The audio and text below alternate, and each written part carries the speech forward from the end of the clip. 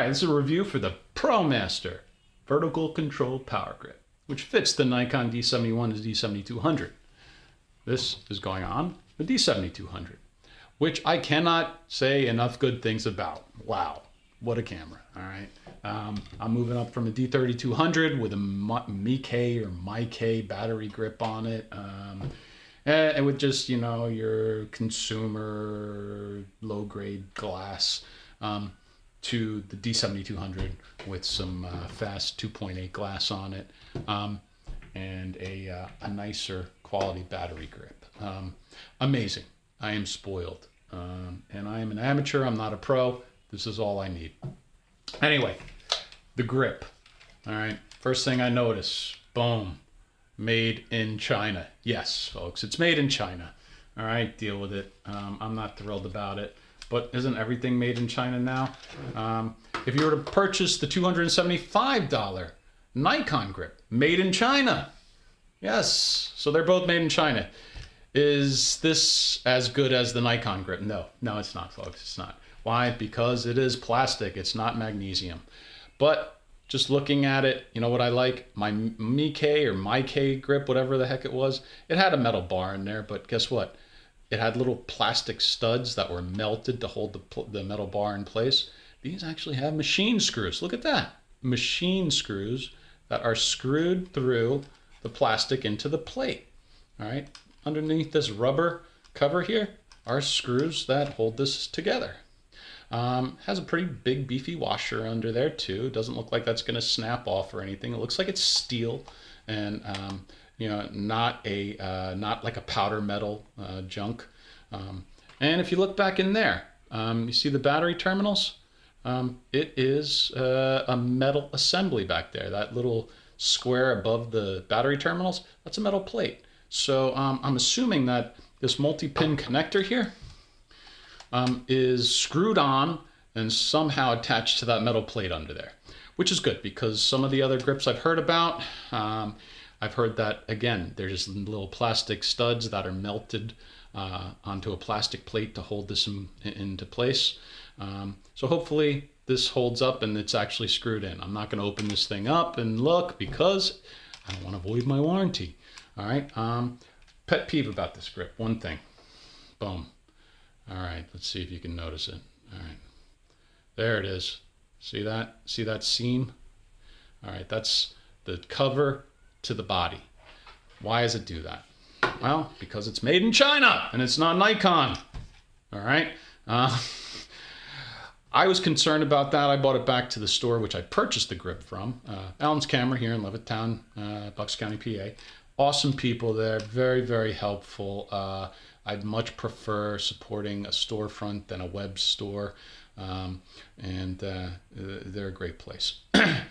Brick and mortar.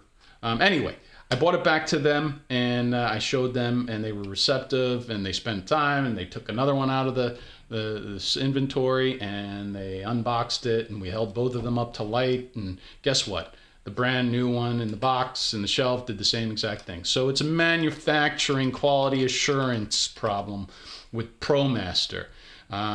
It's just the way it is. I don't think this is going to come apart. I just think that there is a hairline seam there that you can see light through. I noticed it on a sunny day when I was looking down at my display and making adjustments. And I was like, whoa.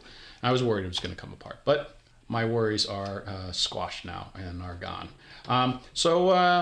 Comes with two battery trays, lithium AA tray, and a EL15 tray. I have to say that it feels pretty good. The plastic feels like it's a decent quality. I'm not real too concerned about the quality of the plastic.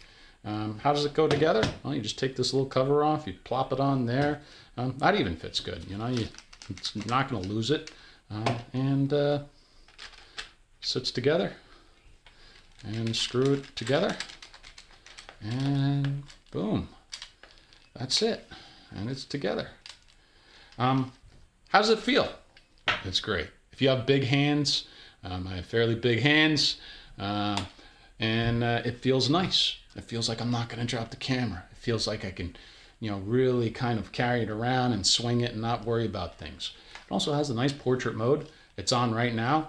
To turn it off, You turn it, you just click that, all right? What that does is it turns off the grip so that the dials, the joystick, the AEL, AFL button, the shutter release does not fire, all right? So if you were to, if I was to turn the camera on and then go to info, I cannot use this button because it is off now.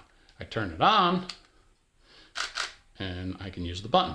All right, so that's nice. I like the lockout feature. The Nikon has the same thing.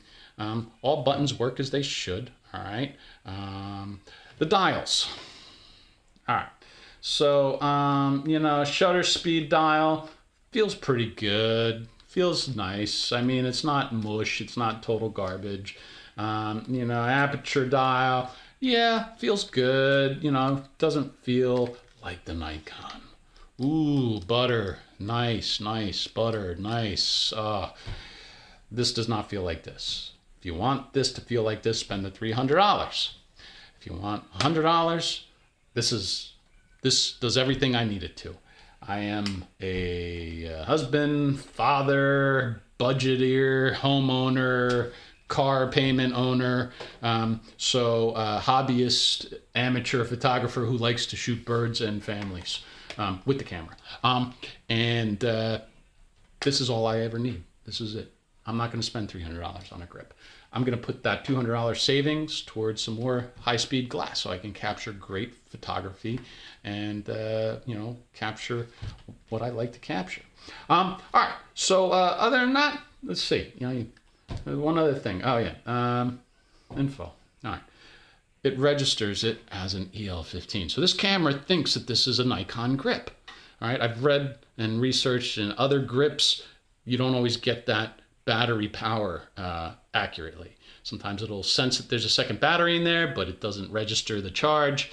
Sometimes it doesn't register the battery at all. It registers both. You can program it. I have it programmed to draw from the grip before the camera, so that way I don't have to take it on and off and on and off and on and off. I'm very happy with it. If I'm out all day or for a couple days, both batteries are going to be more than sufficient for me. Whereas one battery, you have to keep in the back of your head, am I going to run out of juice? You don't have to worry about it with this. And if you do, you've got a backup of lithium AA's to plug in there until, as expensive as those things are. But anyway, it does what it's supposed to do. Texture, it feels like the Nikon camera. All right, it even looks like it. They did a nice job matching the little coating or whatnot. And again, does it feel like, I don't know, like a D4S or something? No. All right, it's like an 8-pound camera. It's one piece. This is 2 pieces, and it feels like it. All right, there is a little wiggle there. I'm not going to overdo it, but yeah, there's a little itty bitty wiggle there. Does it feel like the Nikon grip attached to a Nikon camera? I can't say, but everything that I've read and been told is that there is no wiggle with the Nikon grip on the Nikon body. But again, it's $300. Is it worth it for you? That's up to you. I can't justify that.